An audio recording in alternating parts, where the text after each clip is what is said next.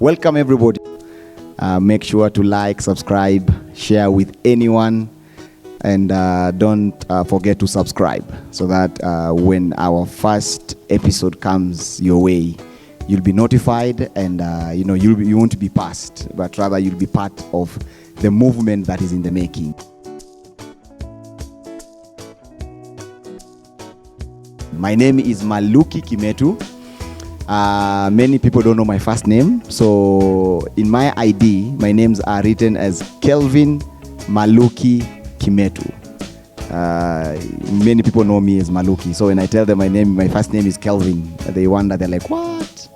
I'm like, yeah, my mom chose to name me Kelvin. I also don't know why, but yeah, so that's who I am.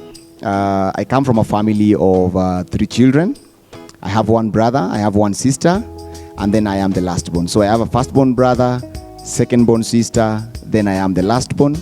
I've been raised by a single mother. I have never seen my father, so I only know my mom. She brought me up from a very young age until, today, that the man I became is because of my mother and, other people who chose to mentor and walk with me. Yeah, I was born in, interestingly, I was born in Bulbul, that is in Ngong. And then we moved to Karen. But let me not just say Karen, because when I say Karen, it sounds very, bougie, what.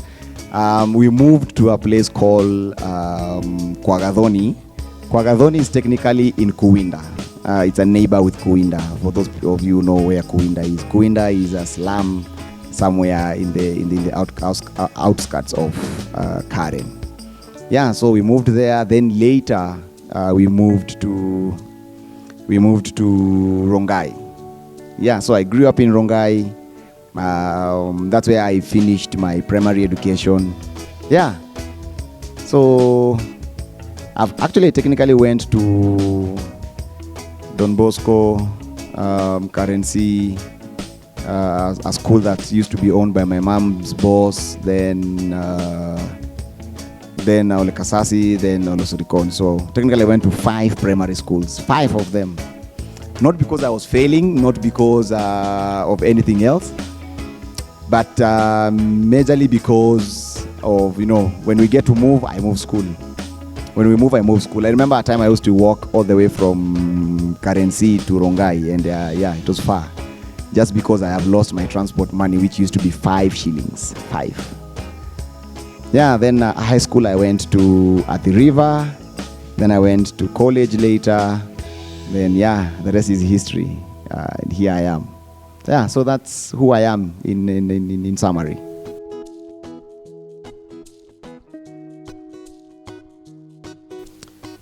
All right.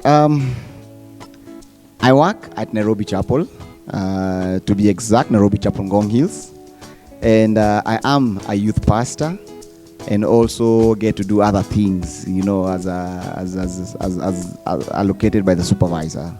But my major 2 roles is I am a youth pastor and I do our social justice department. Yeah, so that's what I do. I love young people. I really love young people. To most people, when you say youth ministry, they only think of coming to church, preaching to teens, and that's it. But youth ministry is big. It's big.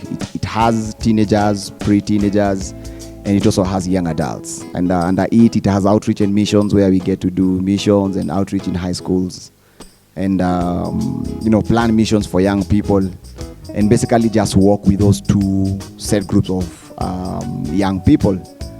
And I enjoy what I do. I really enjoy discipleship and mentorship, outreach. I really enjoy. Yeah.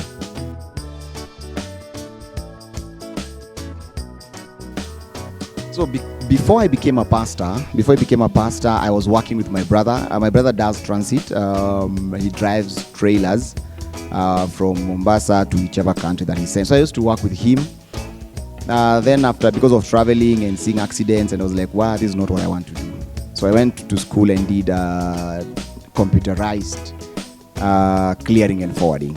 So as I speak to you right now, I'm not only a pastor, but I'm also an agent that I can go to an airport or the seaport and clear cargoes that are coming, or even send cargoes out. So if I did not become a pastor, probably that's what I'll be doing today. But right now, I don't think I'll go back there. But rather, I desire to, in future, to lecture and to be specific to lecture theology. So that's what I see myself, probably if I was not, that's what I will look towards doing. Yeah, so maybe one day in future, I will get to do that. I'll get a privilege and do that, because I enjoy theology. I love theology, and it will be nice to pass on the knowledge that I have concerning theology. Yeah.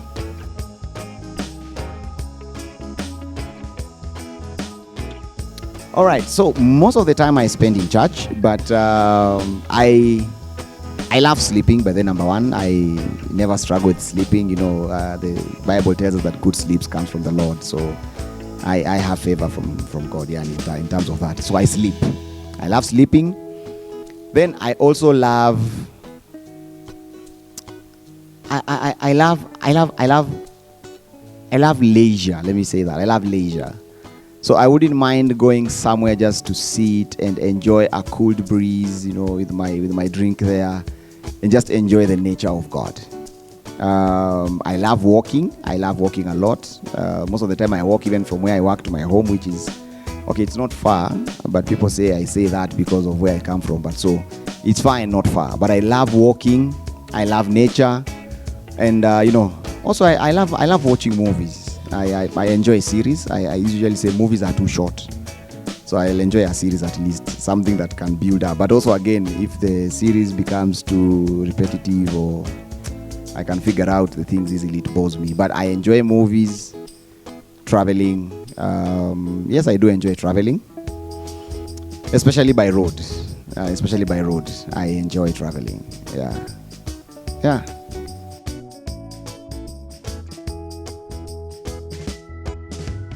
All right, so this COVID-19 season, what I discovered, what I enjoyed. First of all, I discovered that I can become a videographer, photographer, editor, all those things. I never discovered. I never knew that I could do all those things. And probably that's why I never even thought of doing something like that in school, or even, pursue it as a career.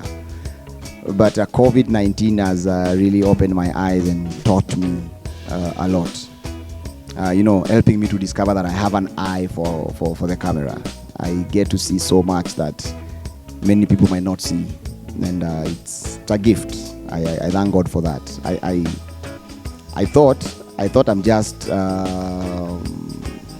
I just have a keen eye, because I used to critique a lot movies, photos, but kumbe it's something that I also can do, and also just to sit down and edit. And at first it was stress because of learning, but after getting to know it and becoming good at it, and now I enjoy doing it. I really enjoy even just making small trailers and other stuff. I really do enjoy doing that. So one positive thing I would say about COVID is it has taught me an extra skill that if it was not for COVID, I would have never known that I could do that.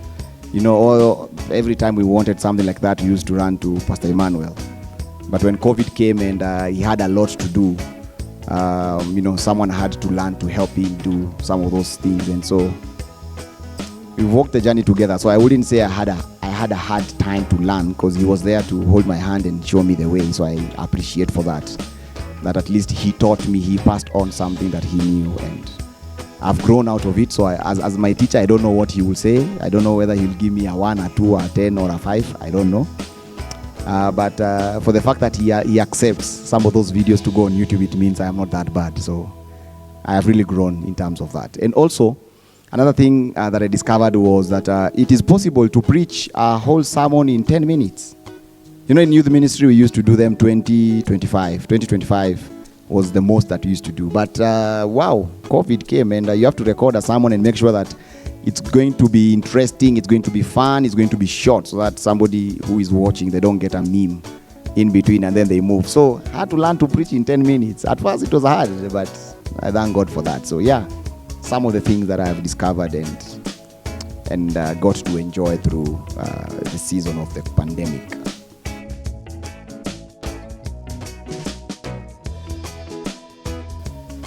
If I would go on holiday, where would I go? First of all, I don't like cold weather. So anywhere with cold weather, rule it out. All right? But anywhere with good weather, somewhere where I could go and look at nature, enjoy, the ocean. Okay, not a swimming pool, because my relationship with water, it ends with a bucket. So yeah. So, an ocean, somewhere where I can just walk, there's cold breeze, but it's not too cold. Snow, me and snow, we see each other on TV, and that's it. Yeah, so maybe I will say anywhere with hot weather, anywhere where it's not too cold. I'm cool, man. Yeah.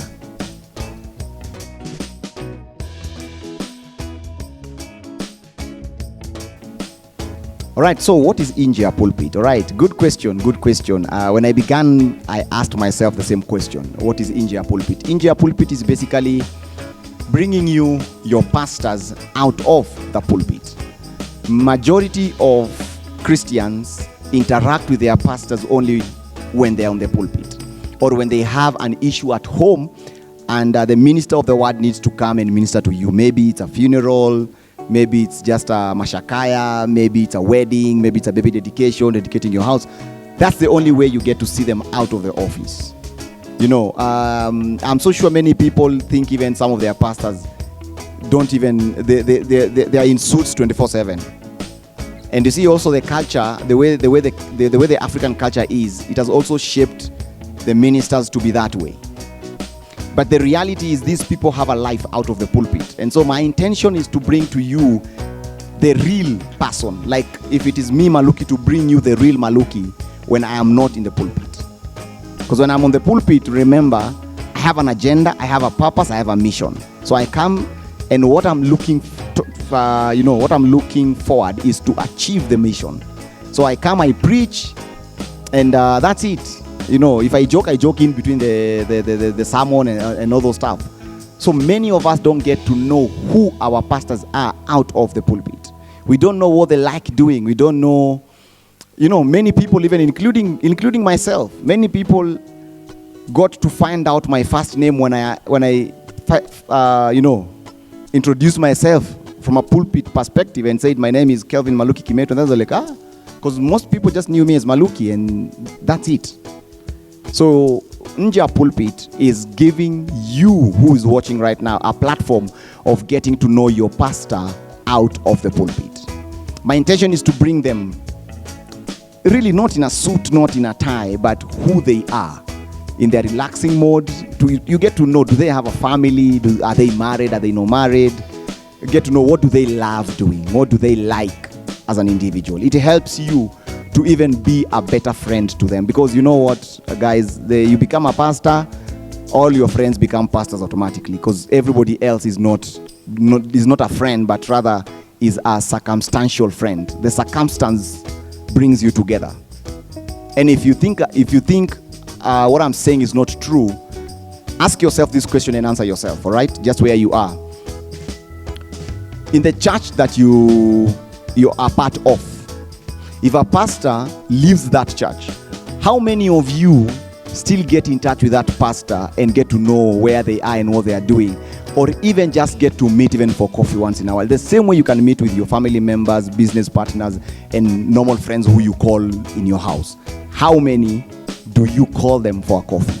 How many of them do you even know where they live? Not because they've ever mentioned, but because you are intentional to go and meet them. So basically what I'm trying to do is to try and match that gap, to give you an opportunity to meet them out of the pulpit, so that you are able to interact with them even better as fellow Christians and brothers in Christ. So that's what is India Pulpit. Thank you so much for tuning in, for watching, for following me through. I hope that you are excited about what is coming. Episode 1 will be coming your way soon.